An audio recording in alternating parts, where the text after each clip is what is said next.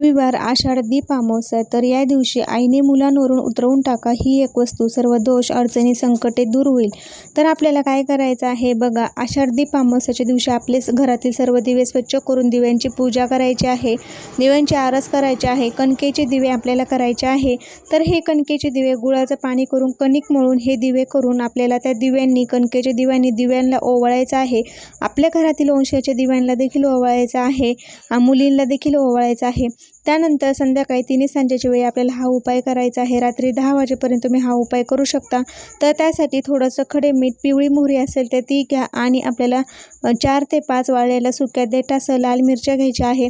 मुलांच्या डोक्यावर पासून ते पायापर्यंत गोल आपल्याला 7 वेळेस उतरवायचं आहे. उतरवत असताना आपल्याला श्री स्वामी समर्थ असं म्हणायचं आहे.